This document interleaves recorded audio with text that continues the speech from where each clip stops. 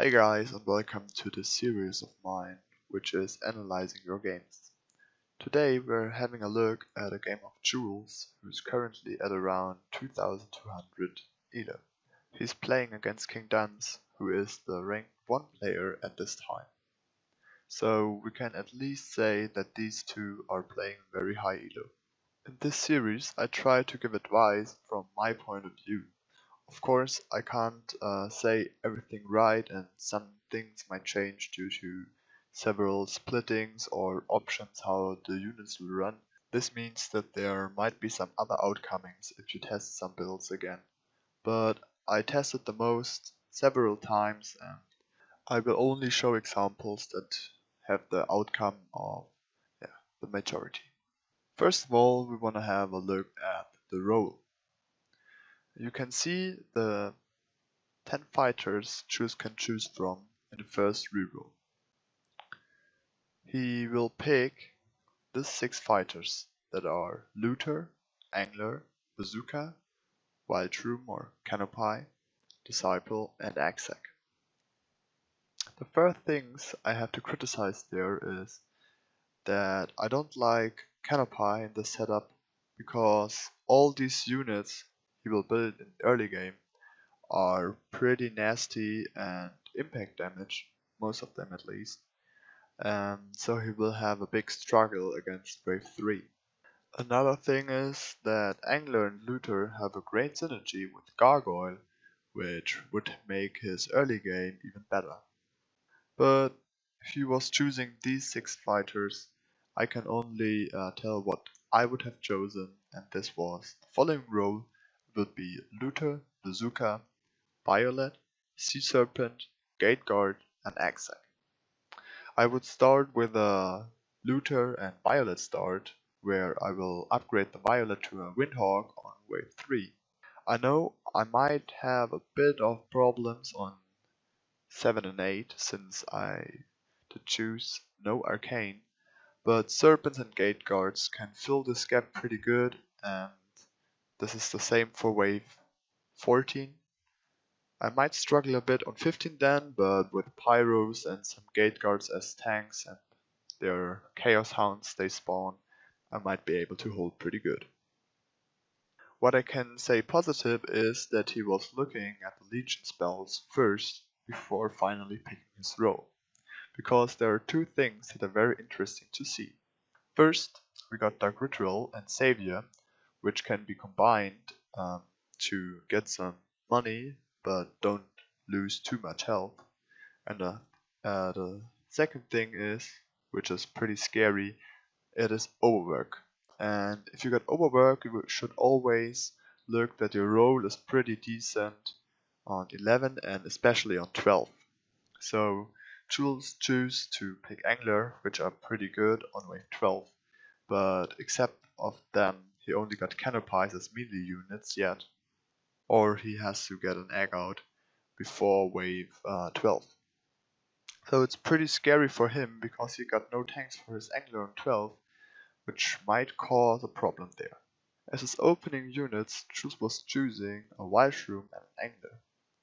I personally don't like this decision. I would have just placed a Bounty Hunter there to feel more comfortable, because it is also better on 2 and you don't have to place that many tier 1s on wave 2 to be able to hold this. And the bigger mistake in my eyes is that he was placing almost in the last row of his lane. This will cause him 2 problems if he wants to get like some tier 1 spam later to hold any waves like 3 or 4 to just get some more tier 1s, because he won't be able to place them behind. I think he should have just gone 3 or 4 more rows upwards. I see his intentions that the Canopy will gain more health due to the units running along a way, but it won't be that heavy, and the impact of some tier 1 spam will be higher than the few HP the Shroom can regenerate every wave. Looking at the enemy's lane, we can see that King Duns started with Pyro. I would personally have sent a snail here to gain more income and be able to place like one or two more tier 1s on wave 3 where Jules is not too good. If Jules didn't want to feed kingdoms with his snail, because he will gain the 6 gold from it, he could do a king upgrade to receive the same amount of income he would do with a snail set. But that's actually all we can say on wave 1, which is important to notice or which could be changed. There's nothing special happening on wave 2, so we will just jump in wave 3, where Jules is receiving a fiend. And we already knew that a fiend is a pretty hard send against Jules' build because there's a lot of swift armor combined with impact damage. Even though Jules has a really bad roll against his fiend on wave 3, what he did build was somehow almost the best he could do for this wave. I tested something like shifting a bit gold on wave 2 and placing a bounty hunter instead. But actually his build did almost work out best. Of course you could have spent more tier 1s, which is always better, but then you got supply stuck and you have to sell so much. But I think he did choose the best option he could do with this, yeah, let's say bad starting rule. We still know King Duns opened with a pyro start. Jules chose to save straight to wave 4 and now is sending a cannoneer, which is in my eyes a really bad decision. Of course he had 100 flat lithium at the time ready and a cannoneer gives full income, but a hermit send in combination with a dragon turtle, which we see he will be able to get out since he will add a snail to this, would be way better, as I can show you in this example. Of course we can't know that King Duns got masks and bone warrior as following up units, but still a hermit is in my eyes better, and also a dragon turtle is way better than double snail since pyro stealing magic damage and also getting a good amount of magic damage since it is fortified armored. Then Jules suddenly decided to resend a dragon turtle on 5 against the pyro. I can see his intentions since he wanted this income to maybe get the bounty hunter, because he also pushed the worker, but he didn't see that he got, or maybe he didn't recognize that he already got a resend on 4, which will lead to almost no send he can get on wave 5. And with a dragon turtle he's just heavily feeding King Duns, who is pretty weak against a hermit and an ad on wave 6 at the moment. With this send he was able to push another worker and hold the following waves. If Jules really wanted to lead King Duns on wave 5, which was possible with this build, he should have sent a brood, and then King Duns might have leaked up to 100%, because a pyro will get slowed super hard and masks are really bad on wave 5. This dragon turtle send on 5 causes him the problem that he can't get out the canopy on wave 6 without sending again, and this is the first step into feeding King Duns heavily. He will be able to push a lot of workers now. I looked it up, it was like he pushed after wave 6 on 11 workers, since he just got 2 little cents, which he was pretty bad on 2 waves, but if you don't concentrate all your mythium on 1 cent, the enemy might not leak if the cent is just too low. On wave 7, Jules was really lucky that his canopy was splitting that strange. I tested it again and again in some custom games, and most of the outcomes were that he was leaking the Mimic and some other units. I found a build that was holding way better, but not in all cases, but most of them I will show you here. If you take the looter you place in the split on the same height and place it in front of your canopy to tank the Mimic first, you will be able to hold in most of the cases. Of course you can't know that you get a Mimic or anything else, but this makes sense since you just want to protect your canopy, which is your front line at the moment. but I'm not sure if anyone would do this in a real game if he doesn't know what he's getting. In the end, Jules was just lucky that he was holding that good with his strange split. The income then Jules made on wave 8 with the dino and some little ads was maybe better if he did it in King, because King Duns would not have get this gold from it. But overall, I can understand that Jules needs an income cent here, because we can already see that King Duns is really bad on wave 10 and also on wave 13, which might the next two waves you want to send on. Again, keep in mind that wave 13 is really risky, since there's overwork in game and you might get a big send on wave 12. After bigger leaks on wave 9 of his mate, they both choose to send on 10.